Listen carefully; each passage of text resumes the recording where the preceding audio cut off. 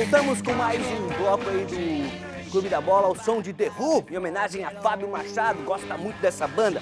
Pedi pro pessoal mandar mensagem, caíram um monte aqui, ó. Hoje tem Jack, vamos subir Jack, abraço da Gi, do movimento Mulher Também Entende de Futebol, lá de Joinville. Ótimo programa com os melhores comentaristas também. Obrigado. O time do Avaí é um asilo. O que eles precisam não é de um jogador da Chape, mas sim de uma diretoria inteira, trabalhar com ética. Almir de Chapecó. Meio programa aí para nossa Chape. Chape representa bem Santa Catarina, diz o Nelson Neckel, que é torcedor da Chapecoense. Moro em Chapecó, mas hoje estou ligada no Clube da Bola em Balneário Camboriú. Feliz com a Chape. Um abraço a todos, principalmente para o Sérgio Badá, diz a Eva Disner. Olha, a gente vai falar da Chapecoense mais, que jogou ontem, tem Figueirense, tem Joinville, daqui a pouquinho tem Marcílio Dias, mas agora Rodrigo Santos, Brusque e Ceará. Esquece Série C, esquece Campeonato Catarinense, Copa do Brasil. O Ceará fez 2 gols em 2 erros do Brusque. Peguei a sua análise, tô dando aqui a manchete. É por aí? É por aí, a gente vai... Eu vou voltar à questão da final. Depois do jogo, o técnico do Brusque, o Gersinho, falou: a gente teve posse de bola e teve finalizações. Só que ele deu um número fake news. Ele falou que deu 13 finalizações. Se você pegar um cara que chuta uma bola de fora da área e manda na arquibancada, eu não considero isso finalizações. O que eu estou querendo resumir? 68% de posse de bola do Brusque nesse jogo, 68%, e 3 chutes a gol. De nada adianta, é a mesma história da final, de nada adianta ficar rondando a área, vira a bola para lá, vira a bola para cá, toca, tenta trabalhar a bola, se não tem centroavante, né? Diferentemente da final, dessa vez tinha o tal do Garcês. O atacante estava estreando, não conhecia ele, não tinha visto ele jogar, que enfim também não rendeu. Ah, mas a derrota foi merecida pelos erros, porque se o jogo tivesse terminado 0-0, com o placar aberto para o segundo jogo, tá ok, porque o Ceará botou bola na trave, é verdade, mas os 2 gols foram oriundos de grandes erros da defesa do Brusque. Isso também tem que ser explicado. O lance vai passar daqui a pouco aí para você ver. Aí temos ainda as chances que o Brusque teve, alguns chutes. Foram 3 finalizações certas, apenas 3. Com mais de 2/3 de posse de bola. Esse é o primeiro gol. Brusque sai jogando pela esquerda, tá lá, aí o Rodolfo recua pro Zé Carlos. Note que o Jansson tá aberto aqui pela direita. Não, ele faz ligação direta rasteira, entrega o pé pro bandido, e aí, num contra-ataque rápido, o Ceará faz 1-0. Uma falha grotesca. O Zé Carlos tem muito crédito, é capitão, mas ele podia jogar fácil na direita, fez uma ligação, tentou fazer uma ligação direta rasteira e acabou perdendo. No segundo gol, um rebote de escanteio. Lembrando, era o jogo de ida, tem o jogo de volta. Não havia motivo para o Brusque ir para desespero no final do jogo. Ou seja, um rebote de escanteio com nenhum jogador do Brusque dando cobertura para o atacante do Ceará, que foi sozinho para o gol. Nesse o Zé Carlos não teve culpa porque ele ficou sozinho com o atacante. Agora, seu Gerson, me responde, onde é que você treinou a cobertura do time, onde o Edilson ficou parado no meio do campo, né? E o outro volante também? Aí tem uma outra situação, eu falei da questão dos 10 atacantes, tá? E muita gente, e a diretoria do Brusque aceitou e disse que vai para o mercado, tá? Mas assim, ó, o Brusque está precisando ganhar o jogo. Tem 10 atacantes, nenhum serve. Aí ele olha para o banco, tem Dandan, que para mim não tem condição de jogar num time de alto nível, né? E o tal do Baianinho, que lá em Joinville não fez nada, e que aqui em Brusque também não faz nada. Então a diretoria do Brusque precisa. Oi? Fala, Gerson. Quer derrubar o Gersinho? Não quero derrubar o Gersinho. Eu só acho que tem que não, na questão não é essa.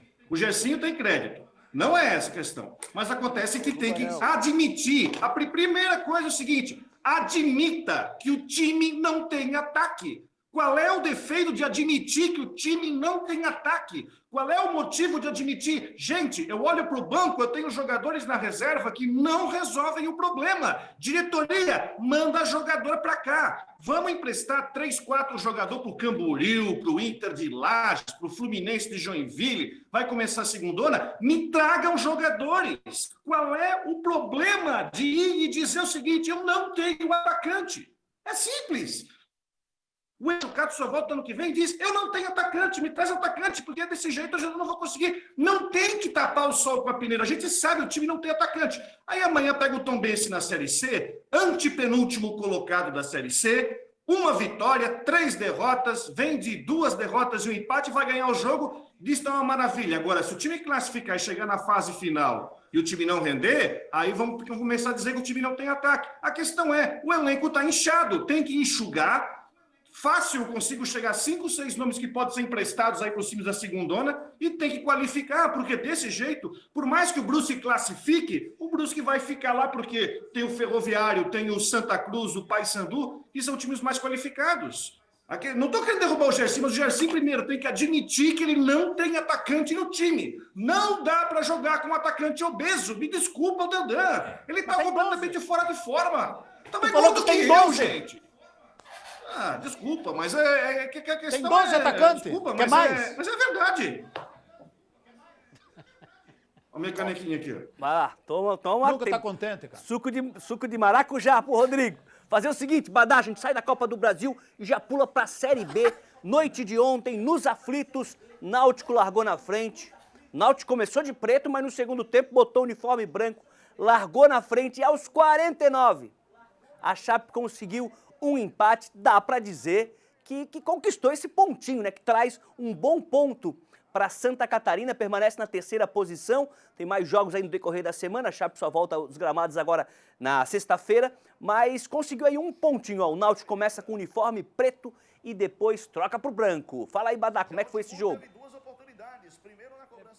Não, foi um ponto importantíssimo, Marcelo Mancha e amigos do Clube da Bola.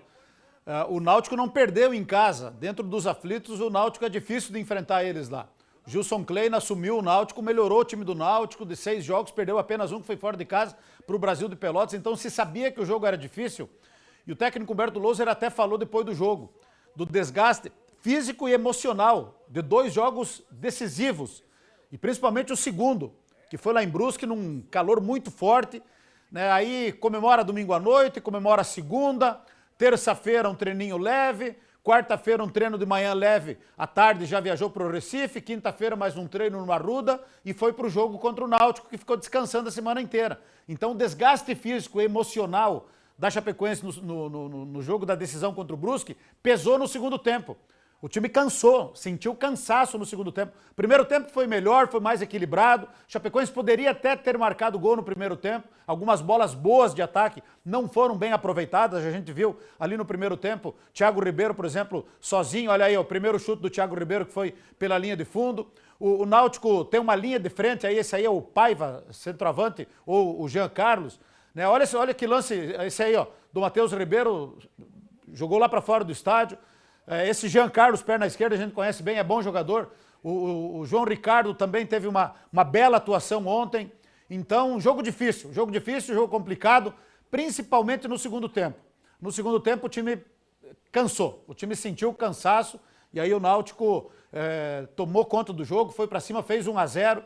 Aí, mas será que não foi falha do João Ricardo? Será que não foi falha dos zagueiros? Gente, tem que dar os méritos para o time adversário. Do outro lado tem 11 jogadores que estão querendo fazer gol, que estão querendo ganhar o jogo. Olha que belo cruzamento. E é Chiesa. Se a gente pegar a ficha técnica do Chiesa, desculpe, a gente vai ver que é um jogador muito experiente, muito rodado. Teve o tempo correto de bola, fez 1-0. Mas aí veio o prêmio para a Chapecoense, né? O prêmio pela postura do time. Qual é o mérito? Não desistir. Mesmo cansado, com raça, com garra, com determinação. Foi para cima e conseguiu o empate com o garoto Busanello. Acho que foi o Rodrigo que falou lá atrás, né? Dos guris da base da Chapecoense que estão, foi o Rodrigo, que estão sendo importantes. Olha, contra o Avaí ganhou de 1-0 o gol do Perotti, que é da base. Contra o Juventude ganhou de 1-0 o gol do Foguinho, que é da base. Ontem empatou com o gol do Busanello, que é o terceiro lateral esquerdo. O Alan não viajou, está resolvendo questões particulares. Aí o Rafael Santos entrou, que veio do Cruzeiro, não foi bem. Busanello entrou e acabou marcando o gol, que coloca a Chapecoense de novo no G3. Então, um empate muito bem recebido. O técnico Berto Loser caiu nas graças do torcedor. Ontem ele só faltou entrar em campo para jogar, vibrou muito, correu, discutiu, brigou. Cara que vestiu realmente a camisa da Chapecoense, e isso passa pro time. Doutor Cesaire Bartolomeu, grande abraço para mim, que diz que esse time aí tá lembrando dos bons tempos da Chapecoense de 2016. Se tecnicamente não é tudo isso, não falta garra, não falta raça, e é isso que o torcedor da Chapecoense sabe reconhecer. Então, campanha muito boa na Série B, mas jogos difíceis pela frente. 2 times que estão no G4, América Mineiro aqui em Chapecó e o Paraná Clube lá em Curitiba depois. Mas a campanha é muito boa e os jogadores estão de parabéns porque estão com o DNA da Chapecoense, que é garra. Ninguém precisa ser craque, agora todo mundo tem que lutar e estão lutando. É a cara do treinador dentro de campo. Só para finalizar e para finalizar a questão da decisão, eu quero dar os parabéns, porque a gente tem que ser justo. E não é porque ganhou, mas eu quero dar os parabéns para o Diogo da Costa Cidral, que é de Joinville, que apitou o primeiro jogo da final aqui em Chapecó. Não tocamos no nome da arbitragem no primeiro jogo da final e não tocamos no nome do Rodrigo D'Alonso Ferreira no segundo jogo da final. 2 árbitros jovens que foram até escalados de forma surpreendente, porque a gente sabe que os 2 FIFA é o Rafael Trace e o Braulio da Silva Machado. Ficaram os 2 fora. Colocaram o Diogo da Costa Cidral e o Rodrigo D'Alonso. E os guris, com toda a equipe, não só os 2, a equipe toda de arbitragem das 2 partidas estão de parabéns. E não é porque ganhou, viu, seu Fábio Machado, que eu estou elogiando eles. É porque realmente eles mereceram. Tu que me chama de chorão, que toda hora eu estou chorando. Estou elogiando, porque os caras realmente mereceram, e tu viu os 2 jogos da final. E vamos elogiar a arbitragem quando eles merecem. E não foi aquele fiasco que a gente viu lá no Sergipe, no jogo do Avaí. O professor Nelsinho Maravilha está dizendo que o Avaí foi assaltado. Foi assaltado o Avaí. Uma vergonha os 2 gols anulados pelo Avaí, pelo amor de Deus, Marcelo Mancha. O que os caras estão fazendo? Grudados no campo, e os caras me anulam 2 gols do Avaí? Então, parabéns para a arbitragem de Santa Catarina, que na final realmente foi muito bem. E tenho dito. Legal, a gente segue girando, sai da Série B, vai para a Série C falar um pouco do Criciúma. Recebi uma informação que me chamou a atenção. Parece que deu uma confusão lá, que deu até briga entre os próprios jogadores durante um trabalho, durante um treino. O Renan vai contar mais pra gente direto do sul do estado. Chega mais, Renan Mainen. Boa tarde, colegas. Olha, lamentável a gente ter que falar de um assunto como esse, depois de tudo que já tinha acontecido com o Figueirense, agora o Criciúma com problemas internos, 2 jogadores, uma confusão bastante séria, que envolveu inclusive polícia militar e que por fim das contas terminou com eles fora do Criciúma. O atacante Jajá, que já tinha feito 16 partidas pelo Criciúma, 4 delas inclusive pela Série C, e o Kaique, um garoto promissor da base, zagueiro, que chegou a ser relacionado para 3 partidas do Campeonato Catarinense, apesar de não ter jogado em nenhuma delas. E aí não se sabe muito bem, o clube se blindou em relação a isso, o que de fato aconteceu, mas fato é que a situação ficou pesada. Em boletim de ocorrência, o Kaique, inclusive, disse ter sido ameaçado com uma faca pelo atacante Jajá, e aí não dava para tolerar essa situação toda. Eles acabaram falando com a diretoria em separado e, por fim das contas, decidiu-se desligar ambos os atletas, porque afinal de contas não dá para ter esse clima dentro do elenco, até mesmo porque o foco é a Série C e o Criciúma vem fazendo uma boa campanha assim na competição nacional. Está invicto, ainda não perdeu dentro da Série C e com uma partida a menos encontrava-se até o início dessa rodada dentro do G4. E é importante que se fale a respeito disso também. A expectativa é boa para essa partida em Erechim e quem falou a respeito dela foi o Foguinho. Vamos ver o que ele disse. A gente tenta manter uma regularidade, eu sempre falo, a gente sabe disso que é importante estar sempre pontuando. No meu entender, a gente deixou a desejar em casa nesse último jogo contra o Volta Redonda, né? Que pela tabela, nossas condições em casa a gente tem que ganhar. Isso é uma cobrança interna que a gente tem e sempre está pontuando fora de casa. O resultado, infelizmente, ele não aconteceu, a gente teve um empate, mas a gente vai trabalhar muito forte para que a gente possa buscar esse resultado fora de casa. Espero que já seja contra o Ipiranga, que a gente vai muito forte, a gente tem trabalhado muito forte. Sabedor que vai ser um jogo muito difícil, mas a tendência é essa de sempre estar pontuando. Foguinho, inclusive, que conhece bem o treinador do Ipiranga, já atuou com ele, mas que infelizmente desfalca o Criciúma para essa partida, bem como o Victor Guilherme, ambos estão fora, vetados pelo departamento médico. Mas a expectativa, apesar de tudo isso, é boa para essa partida amanhã em Erechim, a partir das 4 horas da tarde. A bola rola e vamos ver se o Criciúma consegue espantar tudo isso que aconteceu ao longo dessa semana, essa pequena crise, digamos assim, dentro do elenco e focar no que mais interessa, o futebol. Valeu, Renan. Lembrando que o Criciúma e o Brusque estão no mesmo grupo na Série C e os dois estão bem na competição até o momento. Ainda falando sobre a Chape, eu pulei ali, mas para a gente voltar um pouquinho sobre a Chape, a equipe apresentou mais um reforço para a temporada. O atacante Felipe Garcia tem 29 anos, firmou o vínculo definitivo com o time até 31 de janeiro de 2021. O atleta passou por exames e avaliações físicas e agora vai integrar o elenco comandado por Humberto Loser. As últimas equipes que ele atuou foram Goiás e também o Vitória. Agora vamos falar falar um pouquinho do Figueirense. O Elano disse que precisava de tempo, Fábio, para trabalhar um pouquinho mais e ele conseguiu. A tabela presenteou o Figueira ali com 10 dias para ele trabalhar, para ele treinar antes de voltar aos gramados, que acontece hoje. E ele falou justamente sobre a importância de ter esse tempo para trabalhar o time. Diz aí, Elano. Importantíssimo esse período de treinamento, porque foi o primeiro período de treinamento onde eu tive desde que eu cheguei, um dia antes do jogo do Confiança, né? Mas também vi algumas evoluções e algumas coisas positivas no jogo contra o Náutico e o jogo do Cuiabá. O jogo do Cuiabá nós poderíamos ter vencido, nós fizemos gols, jogamos bem e fomos interrompidos por um erro da arbitragem. Esses 10 dias de treinamento foi extremamente importante para eu poder analisar friamente todos dentro do campo. Nós temos um grupo muito inchado, né? Temos que fazer algumas reduções e temos que lutar por reforço. A gente tem que fortalecer, a gente tem que trazer mais gente, porque nós temos uma competição muito dura e difícil, para que a gente tenha uma consistência aí de mais aí 30 rodadas, 29 ou 30 rodadas, porque isso requer, mas o tempo de treinamento ele é extremamente importante, então a gente aproveitou bastante. Já no sábado nós enfrentamos uma equipe difícil lá em BH, mas eu acho que o tempo de treinamento ele foi importante para que a gente tenha uma base para prosseguimento dos próximos jogos aí. Tá aí o Elano, Fábio. O Elano se referia ao sábado, hoje daqui a pouquinho enfrenta o América Mineiro. Fábio Machado precisava de tempo, ele conseguiu alguns dias. Olha, Mancha, na verdade, temos que dar razão para o Elano no seguinte sentido, né? Ele assumiu o time na quinta-feira, praticamente, no sábado já estava atuando.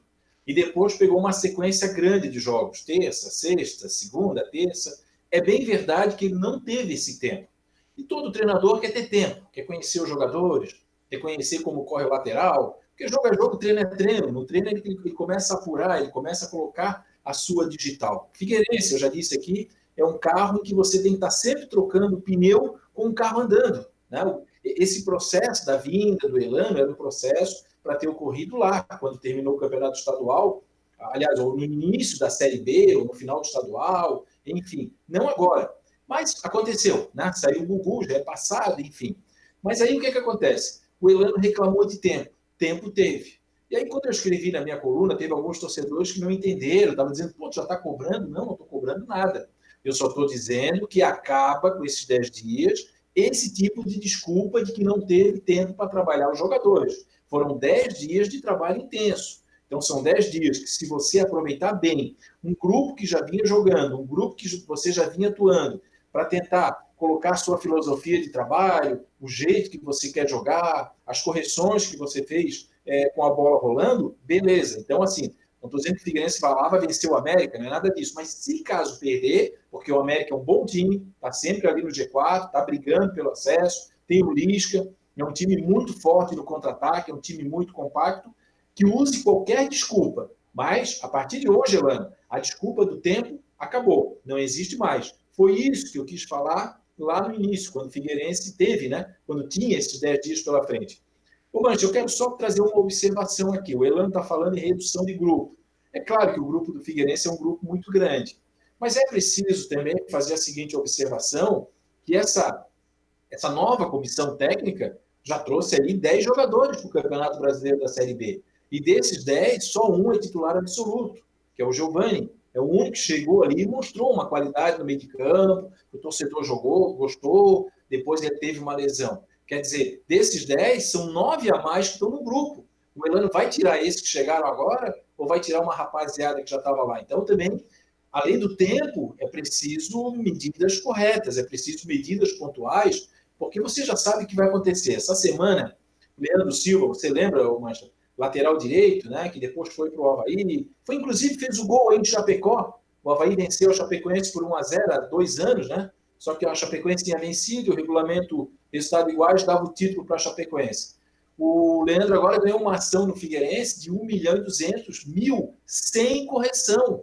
Pode chegar a quase 2 milhões, e o Figueirense tem que pagar, já é segunda instância. Então, quer dizer, o Figueirense está trazendo um monte de jogador, e esse filme a gente já viu. Vai trazendo, daqui a pouco esses caras vão querer sair. Ao sair, vão começar a botar o clube na justiça. Então, beleza, Elano, tudo bem, já tivesse teus 10 dias aí de trabalho, mas essa nova comissão, o Luciano Sorriso aí, o Henrique Lage, né, que é uma empresa que está tocando o Figueirense praticamente terceirizou o futebol, está na hora de trazer vitória, está na hora de trazer resultado e está na hora de trazer eficiência, porque de 10 jogadores que trouxeram, apenas um, na minha avaliação, é titular absoluto dessa equipe.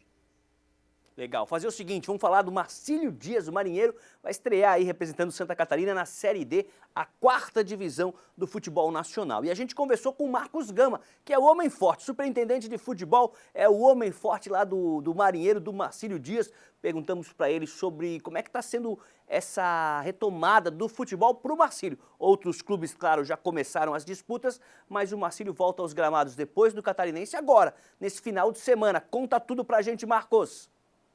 Bom, nós sabemos que a pandemia ela acabou ceifando bastante vidas. O futebol ele foi uma indústria bastante afetada. Nós temos um protocolo bastante exigente com relação aos cuidados da Covid.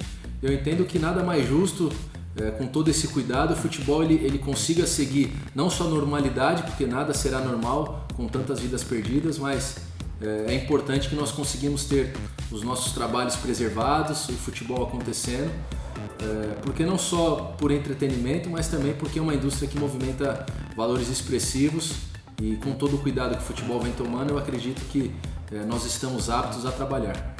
Como o Marcílio Dias entra na Série D? Bom, nós fizemos a manutenção de grande parte do elenco, eu entendo que esse é o nosso maior reforço. Fizemos algumas contratações pontuais, são atletas que tiveram um relativo destaque nos seus últimos clubes e nós esperamos ter um elenco bastante forte e capaz de ascender num primeiro momento a classificação e depois conseguir ser efetivo nos mata-matas para que a gente consiga atender o objetivo do clube, que é buscar o acesso. Tivemos nos últimos tempos o crescimento rápido do vizinho Brusque. Acaba servindo também de exemplo para os adversários catarinenses? Os últimos anos do Brusque foram anos de construção. Eu entendo também que o Marcílio vem nesse momento de acesso à Série A do Catarinense, de uma 5ª colocação, posterior uma 4ª colocação na primeira fase do estadual esse ano. O futebol, a gente sabe que a continuidade é um dos segredos para o sucesso. E se nós olharmos o nosso vizinho Brusque, eu entendo que eles estão no caminho certo e posicionam o Marcílio também num caminho muito correto. São 3 anos aí de conquista de acesso, conquista de respeito dentro do estado, retorno à competição nacional. Então eu acredito que o Marcílio Dias é uma equipe que fatalmente figurará no cenário nacional de grande forma nos próximos anos.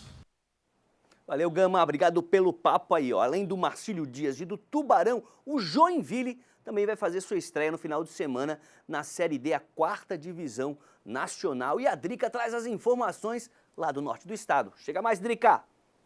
Boa tarde, Mancha. Boa tarde, pessoal do Clube da Bola. E aqui em Joinville a espera finalmente acabou. Isso porque daqui a pouquinho, às 5 horas da tarde, o Jack finalmente estreia na Série D do Campeonato Brasileiro contra o Novo Horizontino aqui na Arena Joinville. E o Novo Horizontino que traz aqui para a cidade um personagem bastante conhecido da torcida tricolor, o zagueiro Bruno Aguiar, que já passou por aqui, já foi campeão e hoje é destaque do adversário. Adversário, Mancha, que foi muito estudado pelo técnico Fabinho Santos durante a semana, que nesse treino que realizou na manhã de ontem na Arena Joinville, destacou alguns pontos que devem ser trabalhados pelo Joinville para tentar neutralizar as ações do Novo Horizontino. Entre eles, além do chute de fora da área do Bruno Aguiar, que o torcedor conhece muito bem, a bola aérea e também a bola parada.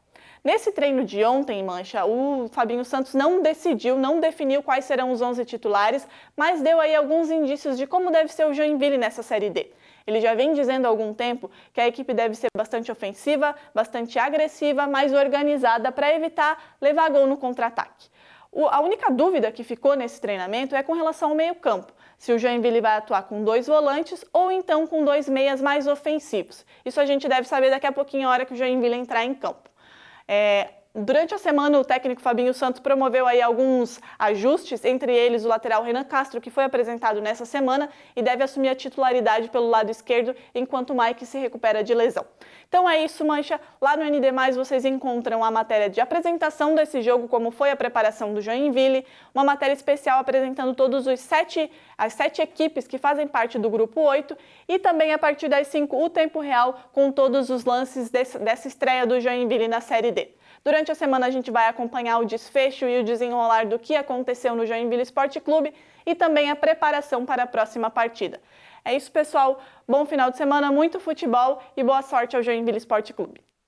Legal, valeu, Drica, pela participação. A Drica, que além de manjar tudo de futebol, manja também de basquete, hein? Porque agora temos que fazer um papo sobre NBA aqui no Clube da Bola. Emerson Luiz, a gente viu ali o Gama falando do Marcílio, a gente viu a Drica com as informações do Jack, também tem o Peixe, o Tubarão, que vai representar Santa Catarina. A Série D é aquela confusão, né? Brasil inteiro, muitos times, muitas fases, mas é o começo. Como a gente já viu, Joinville, Chapecoense, o Brusque recentemente, é o começo para galgar aí posições melhores no cenário nacional, né, Emerson? Mancha, é um começo, mas é um câncer essa Série D.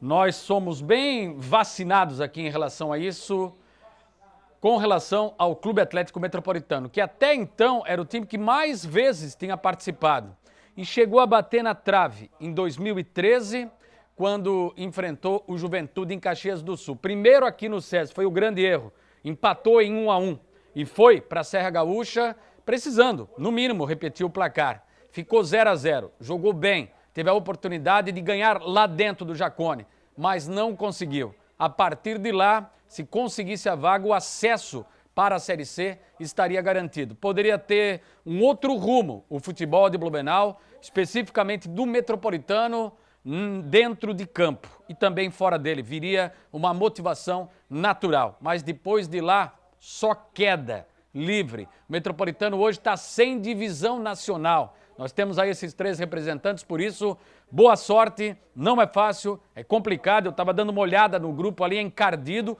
passam 4 para a próxima fase, ida e volta, e os times têm que avançar, porque depois vai apertando, ficando cada vez mais complicada, e a nossa realidade hoje, sem divisão nacional, é a Série B catarinense, a partir lá de 1º de novembro, onde o Metrô vai disputar, junto com 9 adversários, em Ibirama. Não tem estádio municipal, não temos mais o SESI à disposição, e aí vai ter que jogar a 80 quilômetros de Blumenau. Mas independente do local, com ou sem torcida, até lá poderemos ter novidades. O Metrô tem a obrigação de subir, afinal serão 3 vagas à disposição para a elite do ano que vem, agora apostando bastante nessa parceria com a empresa do André Santos, que não é bobo, chega com o Eduardo Costa, seu fiel parceiro, como treinador. Serão 9 remanescentes do Metropolitano e o restante ficará por conta da empresa do André Santos, que está começando.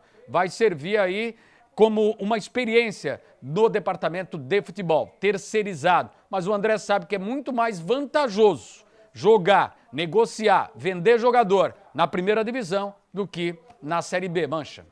Legal, Emerson Luiz. Pra gente terminar esse bloco, Fábio Machado, hoje pela manhã, alguns torcedores, uma parte dos torcedores da Mancha Azul, torcida do Avaí, realizou um protesto pacífico. Levaram ali a bandeira, a caixa ali, o bumbão, cantaram, time sem vergonha, vergonha, vergonha, a gente pode até fazer um beijezinho aí. que aconteceu aí, marcado para hoje das 9 ao meio-dia? Eles foram lá, perto ali da sala do presidente, começaram a cantar. Esse tipo de protesto aí tá tudo beleza, né, Fábio? Não quebraram nada, não ameaçaram ninguém, não xingaram ninguém, não bateram em ninguém, não soltaram o rojão, só cantaram, balançaram a bandeira e bateram no bumbo. Olha, Mancha, esse protesto é um protesto muito correto. Eles estão exercendo o papel de torcedores que eles são. É torcida organizada, né? O próprio nome já fala. Torcida organizada. Então, eles estão exercendo, se legitimando o seu papel de cobrar. E como você falou, não teve bomba, ninguém quebrou nenhum vidro, a polícia estava ali, claro, para guarnecer, não teve problema nenhum. Deixa eu só ler, Mancha, rapidinho, a mensagem que eu recebi do jurídico, tá? Lá da Mancha Azul. Olha só, rapidinho. Foi a primeira de uma série de manifestações, todas seguirão o mesmo padrão e pacífica, trazendo a massa havaiana para mostrar o descontentamento. Claro, aí eles exigem dos jogadores que estão a passeio aqui. Estamos querendo maior atuação do Conselho Deliberativo, que se mostra omisso nos momentos de crises do clube, e também a maior transparência da gestão. E eles finalizam assim, ó: entendemos o Avaí como associação, e não que está se tornando um clube particular, de parte da elite da cidade, e aí agora é pesado, comandado por um déspota, né? Texto da Mancha Azul. Mas, se o protesto foi desse jeito, foi pacífico, bem-humorado, né? Eles colocaram uns cones ali com o nome de jogadores, eu acho que é válido, eu acho que eles estão legitimando o seu papel, né? É bem diferente do que a gente viu recentemente lá no Figueirense, no Scarpelli, uma parte dos torcedores, bem diferente. E eu coloquei na coluna de ontem, a gente viu no Corinthians. Pô, Mancha, peraí, o Cássio, goleiro do Corinthians, merece uma estátua lá no campo do Corinthians, por tudo que ele fez. O cara levou tapa na cara, pô, de torcedor, de bandido. Aí não dá, aí não funciona. Teve que sair correndo para o ônibus. O filho do lateral, esqueci agora o nome dele, o Fagner, né? O filho do lateral de 10 anos está recebendo ameaças na sua mídia social. Eu sei onde tu mora, vou na tua casa. Quer dizer, isso não dá. Isso as pessoas bem condenam. Então, o que a Mancha Azul, com uma parte da torcida do Avaí fez hoje de manhã, é correto. Ganha mídia, nós estamos falando aqui, né? Pressiona e é, acima de tudo, na paz, de forma pacífica e de forma centrada, de forma coerente. Legal, Fábio. Ó, antes do intervalo, deixa eu só ler umas mensagens que chegaram. Boa tarde, Mancha. Abraço a todos. Parabéns a Chapecoense. Vamos com tudo figueirense. Roberto Garcia, filho do zagueiro Garcia, do Figueira da década de 50, que é conhecido como Betinho, ali da Avenida Mauro Ramos. Boa tarde, Mancha, todos do clube. Assisto todos os sábados. Apesar de alvinegro, gosto muito dos comentários sinceros e engraçados do Sérgio Badá. O Eduardo Forquilhas que mandou... Olá, clube. Pergunta pro Badá aqui rapidinho, Badá, porque a gente vai pro intervalo. Badá, em 2019 e 2018, a Chape teve a melhor campanha e foi vice. Esse ano ela foi a última na classificação e foi campeã. O que você prefere? Diz o Leandro de Balneário Camboriú.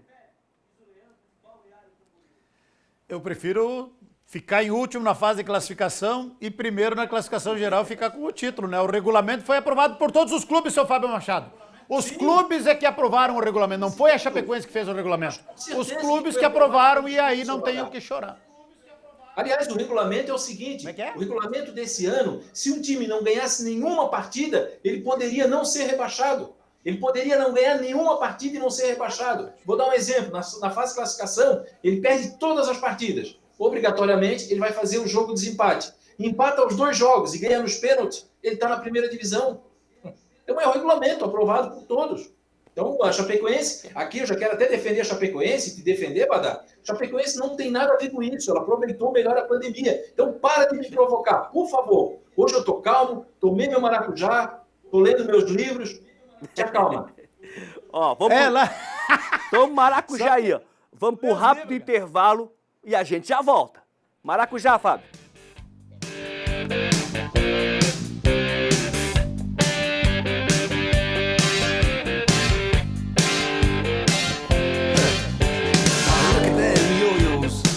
Way to do it.